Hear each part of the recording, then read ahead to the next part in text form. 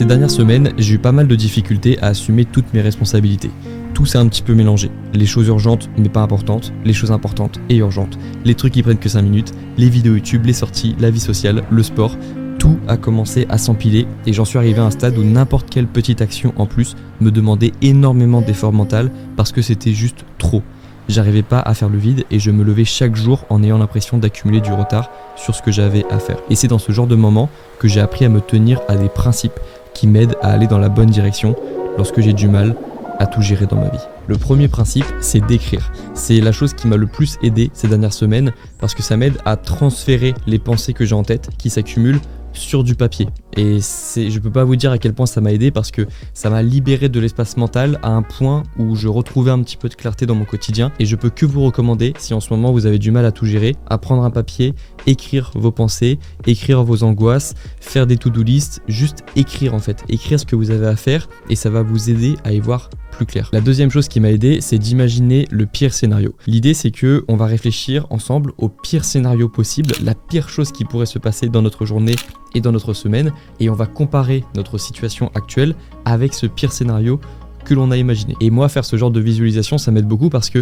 du coup, ma situation actuelle, souvent, elle n'est pas optimale, mais on va dire qu'elle est moyenne. Et si j'imagine le pire scénario, c'est-à-dire vraiment le pire truc qui puisse m'arriver, la situation actuelle me paraît mieux. Et ça m'aide à mieux vivre mon quotidien et à faire l'inverse de ce que font la plupart des personnes, c'est-à-dire voir sur Instagram les scénarios, les meilleurs scénarios possibles, voir la meilleure partie de la vie des gens et se comparer à ça. Moi, je fais l'inverse, je prends le pire scénario comme référence et donc ma vie à moi me paraît meilleure. La troisième chose qui m'a aidé à gérer un petit peu mieux ce que j'avais à faire au quotidien, c'est d'apprendre à dire non. C'est très dur de dire non, surtout pour un jeune adulte qui commence à prendre des décisions et qui n'a pas l'habitude de prendre des décisions et encore moins de dire non parce qu'on imagine toujours les portes que ça nous ferme. Mais ce qu'on oublie, c'est que dire non, ça nous ouvre des portes plus tard. Dire non, à première vue, ça nous ferme des portes, mais ça nous permet d'être concentrés sur une activité qui, elle, va ensuite nous ouvrir des portes qui sont plus difficiles à ouvrir parce qu'elles demandent de la concentration et du focus sur quelque chose. Et on n'imagine pas à quel point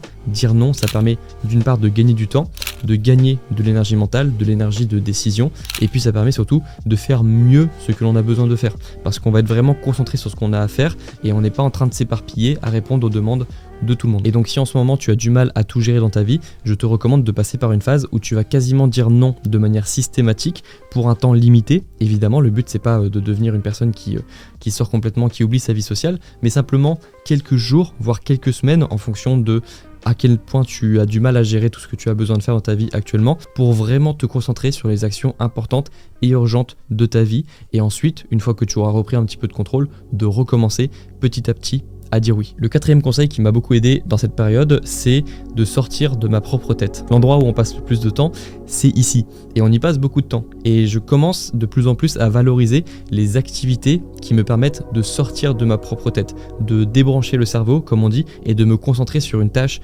créative ou sportive pour sortir de mes propres pensées. Et ça, c'est incroyable, comme à quel point ça peut changer la dynamique d'une journée. Le fait juste de déconnecter 30 minutes, 45 minutes, 1 heure de ce qu'on fait au quotidien, c'est inestimable et ça te permet de mieux revenir sur les activités que tu as à faire ensuite en étant beaucoup plus clair mentalement. Et la cinquième chose qui m'a permis de mieux gérer tout ce que j'avais à faire au quotidien, c'est d'identifier l'action de la journée. Qu'est-ce que c'est l'action de la journée? C'est l'action la plus importante de la journée, celle qui va te demander le plus d'énergie, mais qui va te donner aussi le plus de résultats, qui va te faire passer d'un stade 0, du stade j'ai rien fait de ma journée à j'ai quand même fait quelque chose et je peux pas nier le fait que j'ai fait quelque chose de ma journée. Si l'on reprend le principe de la loi de Pareto qui montre que 20% des actions causent 80% des conséquences et qu'il existe des actions plus importantes que d'autres, les fameuses actions 20-80, l'action du jour, c'est une action 20-80. C'est une action qui te prend 20% de ton temps mais qui te donne 80% de résultats. Alors évidemment, si tu as plusieurs choses à gérer dans ta vie, je sais pas, une vie personnelle, une vie